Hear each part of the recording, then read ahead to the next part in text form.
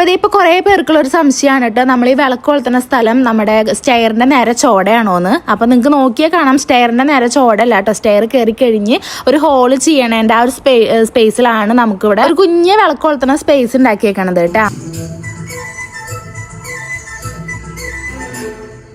ഫേസ്ബുക്കിലുള്ള കുറച്ച് പേർക്കായിരുന്നു കേട്ടോ സംശയം. യൂട്യൂബിൽ പിന്നെ എല്ലാവർക്കും അറിയണോണ്ട് ഇതുവരെ ചോദിച്ചിട്ടില്ലേ.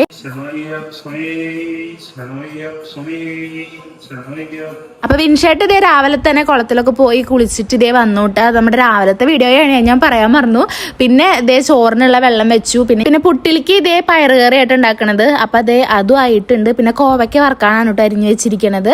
പിന്നെ ഞാൻ വെള്ളരിക്ക കറി ഉണ്ടാക്കാമെന്ന് വിചാരിച്ചു. കുറേ ദിവസമായിട്ട് വെള്ളരിക്ക കറി ഉണ്ടാക്കണം എന്ന് ഇങ്ങനെ വിചാരിക്കുന്നു. അപ്പൊ അതിലേക്കുള്ള തേങ്ങയും പുട്ടിലേക്കുള്ള തേങ്ങയും ഒക്കെ അരിയുന്നുണ്ട് കേട്ടോ. ആദ്യം ഞാൻ വിചാരിച്ചിട്ടുണ്ടായിരുന്നത് കോവയ്ക്ക് ഉപ്പേരി ഉണ്ടാക്കാൻ നടന്നു. പിന്നെ എനിക്ക് തോന്നി കോവയ്ക്കോട് ഇവിടെ ആർക്കും വലിയ താല്പര്യമില്ല, അപ്പൊ പിന്നെ വറക്കാന്ന് വിചാരിച്ചു. അതുകൊണ്ടാട്ടോ കോവയ്ക്ക് വറക്കണത്.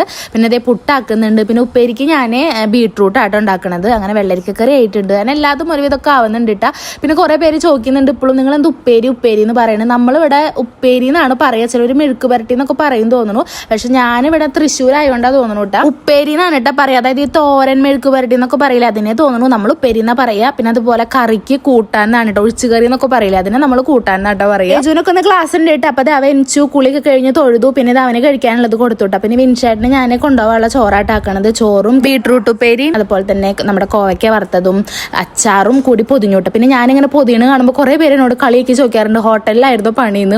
ഞാനിത് എങ്ങനെ പഠിച്ചെന്ന് വെച്ചാൽ വിൻഷേട്ടിന്റെ അച്ഛന് ഹോട്ടലായിട്ടുണ്ടായിരുന്നത്. അപ്പോൾ അവിടെ അമ്മയ്ക്കൊക്കെ പൊതിയാൻ അറിയാം. അങ്ങനെ അമ്മ അവിടെ വിൻഷേട്ടിന്റെ അമ്മാട്ടാ, വിൻഷേട്ടിന്റെ അമ്മ പൊതിയന് കണ്ടിട്ടാണ് ഞാൻ പഠിച്ചത്. ഞാൻ പെട്ടെന്ന് അത് പഠിച്ചെടുത്തു കേട്ടോ. എനിക്ക് എന്തോ ഭയങ്കര സിമ്പിളായിട്ട് തോന്നി പൊതിയണത്. ആദ്യം ഒക്കെ എനിക്കിങ്ങനെ കാണുമ്പോൾ എനിക്കും ഭയങ്കര ഇതായിരുന്നു കേട്ടോ. അങ്ങനെ അമ്മയൊക്കെ പൊതിയന് കാണുമ്പോൾ എന്ത് രസമാണ് പൊതിയന് കാണാൻ, ഭയങ്കര സിമ്പിളായിട്ട് നല്ല ഭംഗിയിൽ പൊതിയണത്.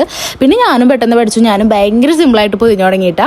അങ്ങനെ വിൻഷേട്ടൻ പോയി. ഇനി നമ്മുടെ തേജപ്പന് ക്ലാസ് ഉണ്ട്, അവനതേ വണ്ടി കയറ്റാനായിട്ട് പോണത്. അങ്ങനെ എല്ലാവരും പോയി കഴിഞ്ഞപ്പോൾ എന്തായാലും ഇന്നത്തെ വീഡിയോ ഇത്രയുള്ളൂ. അടുത്ത വീഡിയോയിൽ കാണാം കേട്ടോ. ബൈ.